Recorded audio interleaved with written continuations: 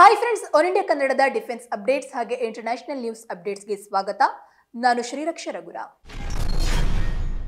ಸ್ನೇಹಿತರೆ, ಪಹಲ್ಗಾಮ್ ಮೇಲೆ ಪಾಕಿಸ್ತಾನದ ಭಯೋತ್ಪಾದಕರು ದಾಳಿಯನ್ನು ಮಾಡಿ ಮುಗ್ಧ ಹಿಂದೂಗಳನ್ನು ಸಾಯಿಸಿದರು.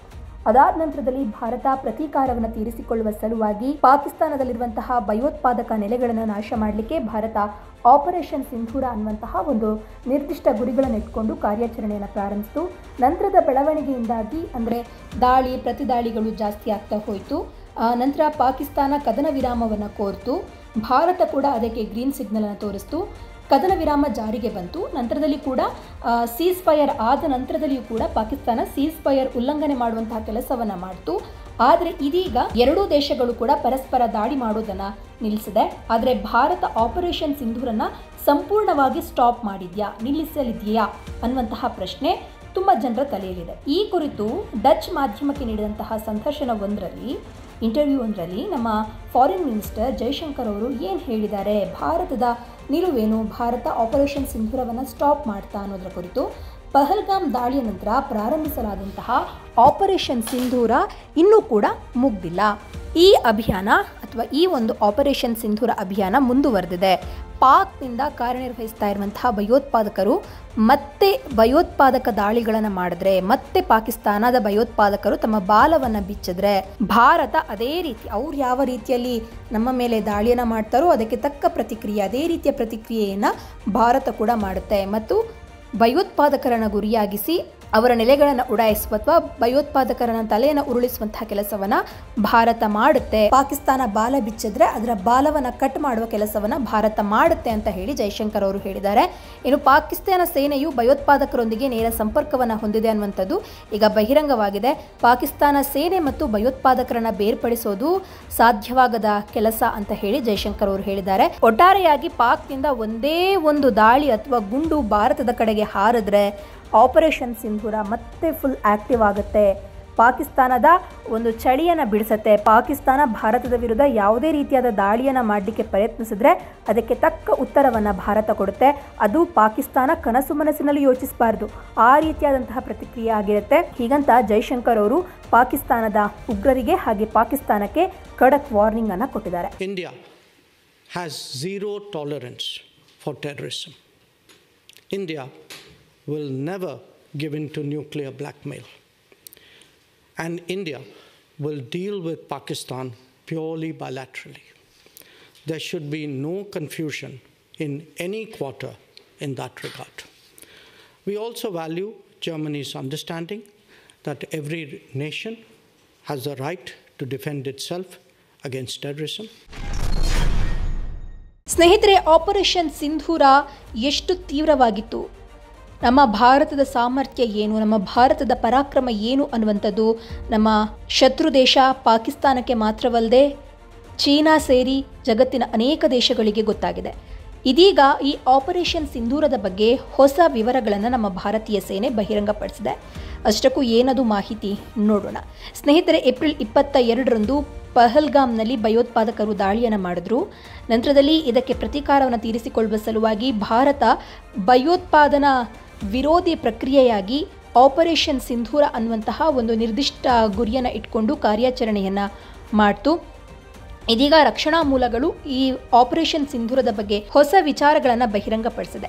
ಏನು ಅಂತಂದರೆ, ಕಾರ್ಯಾಚರಣೆಯ ಒಂದು ಸ್ವರೂಪ ಯಾವ ರೀತಿಯಾಗಿತ್ತು ಮತ್ತು ಅದರ ತೀವ್ರತೆ ಎಷ್ಟಿತ್ತು, ಪಾಕಿಸ್ತಾನದ ಮಿಲಿಟರಿಗೆ ಯಾವ ರೀತಿಯ ಹಾನಿ ಆಯಿತು. ಇನ್ನು ರಕ್ಷಣಾ ಮೂಲಗಳ ಮಾಹಿತಿಯ ಪ್ರಕಾರ ಅನೇಕ ಭಾರತೀಯ ಮಹಿಳಾ ಪೈಲಟ್ಗಳು ಮಧ್ಯರಾತ್ರಿಯ ಕಾರ್ಯಾಚರಣೆಯಲ್ಲಿ ಭಾಗವಾಗಿದ್ರು. ಅಂದರೆ ಆಪರೇಷನ್ ಸಿಂಧೂರ ಕಾರ್ಯಾಚರಣೆಯಲ್ಲಿ ಮಹಿಳಾ ಪೈಲಟ್ಗಳು ಭಾಗಿಯಾಗಿದ್ರು.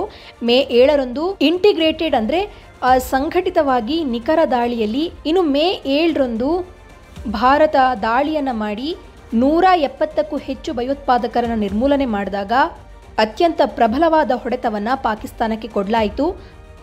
ಪ್ರಮುಖ ಭಯೋತ್ಪಾದಕ ಮೂಲಸೌಕರ್ಯಗಳನ್ನು ಹೊಂದಿದ್ದಂತಹ ಬಹವಲ್ಪುರದಲ್ಲಿ ಗರಿಷ್ಠ ಹಾನಿ ಸಂಭವಿಸಿದೆ ಅಂತ ಹೇಳಿ ಮೂಲಗಳು ತಿಳಿಸಿವೆ.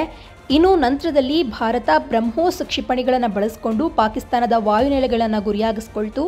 ಇನ್ನು ಬ್ರಹ್ಮೋಸ್ ಯಾವ ರೀತಿಯ ಹಾನಿಯನ್ನು ಉಂಟು ಮಾಡ್ತು ಅಂತ ಅಂದರೆ, ಪಾಕಿಸ್ತಾನ ಇದರಿಂದಾಗಿ ಬೆಚ್ಚಿ ಬೀಳ್ತು. ಹಲವಾರು ವಾಯುನೆಲೆಗಳು ಅತ್ಯಂತ ತೀವ್ರ ಪ್ರಮಾಣದಲ್ಲಿ ಹಾನಿಗೊಳಗಾಗಿದೆ ಅಂತ ಹೇಳಿದ್ದಾರೆ. ಇನ್ನು ಭಾರತ ತನ್ನ ಗುರಿಯಲ್ಲಿ ಸಂಪೂರ್ಣ ನಿಖರತೆಯನ್ನು ಸಾಧಿಸಿತು. ಅಂದರೆ ಸಂಪೂರ್ಣ ಯಾವ ನಿಖರತೆಯನ್ನು ಅಥವಾ ಯಾವ ನಿರ್ದಿಷ್ಟ ಗುರಿಯನ್ನು ಇಟ್ಕೊಂಡು ಹೊಡಿಬೇಕು ಅಂತ ಹೇಳಿ ಪ್ಲ್ಯಾನ್ ಮಾಡಿತ್ತು, ಆ ಪ್ಲ್ಯಾನನ್ನು ಭಾರತ ಸರಿಯಾಗಿ ಅದನ್ನು ಮುಟ್ಟಿದೆ ಅಥವಾ ಆ ಪ್ಲ್ಯಾನನ್ನು ಸರಿಯಾಗಿ ಎಕ್ಸಿಕ್ಯೂಟ್ ಮಾಡೋದ್ರಲ್ಲಿ ಭಾರತ ಗೆದ್ದಿದೆ ಅಂತ ಹೇಳಿದ್ದಾರೆ. ಇನ್ನು ನಾವು ಯೋಚಿಸಿದಂತಹ ಎಲ್ಲ ಗುರಿಗಳನ್ನು ತಲುಪಿದ್ದೇವೆ ಹೀಗಂತ ಮೂಲಗಳು ಹೇಳಿವೆ. ಇನ್ನು ಆಪರೇಷನ್ ಸಿಂಧೂರ ಕಾರ್ಯಾಚರಣೆಯಲ್ಲಿ ಭಾರತ 7 ಯೋಧರನ್ನು ಕಳೆದುಕೊಂಡ್ರೆ, ಅಂದರೆ ಭಾರತ ಕಡೆಯಿಂದ ಕೂಡ ಈ ಆಪರೇಷನ್ ಸಿಂಧೂರದಲ್ಲಿ 7 ಯೋಧರು ವೀರ ಮರಣವನ್ನು ಹೊಂದಿದ್ರು. ಆದರೆ 42 ಪಾಕಿಸ್ತಾನಿ ಸೈನಿಕರು ಭಾರತೀಯ ದಾಳಿಯಲ್ಲಿ ಸಾವನ್ನಪ್ಪಿದ್ದಾರೆ ಅಂತ ಹೇಳಿದ್ದಾರೆ. ಒಟ್ಟಿನಲ್ಲಿ ಭಾರತ ಆಪರೇಷನ್ ಸಿಂಧೂರದ ಬಗ್ಗೆ ಅತ್ಯಂತ ಹೆಮ್ಮೆಯನ್ನು ಹೊಂದಿದೆ. ಭಾರತ ಮಾತ್ರವಲ್ಲ, ಜಗತ್ತಿನ ಅನೇಕ ದೇಶಗಳು ನಮಗೆ ಶಹಬಾಸ್ ಅಂತ ಹೇಳಿದೆ. ಇನ್ನು ಭಯೋತ್ಪಾದಕರ ನಿರ್ಮೂಲನೆಗೆ ಈಗಾಗಲೇ ಪ್ರಪಂಚದ ಅನೇಕ ದೇಶಗಳು ಭಾರತದ ಜೊತೆಗೆ ನಿಲ್ಲೋದಾಗಿ ಹೇಳಿದೆ. ಒಟ್ಟಿನಲ್ಲಿ ಪಾಕಿಸ್ತಾನಕ್ಕೆ ಮಾತ್ರ ವಿದೇಶಗಳಿಂದಲೂ ಚೀಮಾರಿ ಕೇಳಿ ಬರ್ತಾ ಇದೆ. ಪಾಕಿಸ್ತಾನ ತಾನಾಗೆ ಭಾರತದ ಜೊತೆಗೆ ಕಾಲು ಕೆರೆದುಕೊಂಡು ಜಗಳಕ್ಕೆ ಬಂತು, ಕೋಲನ್ನು ಕೊಟ್ಟು ಪೆಟ್ಟು ತಿನ್ಕೊಂಡು ಹೋಯಿತು.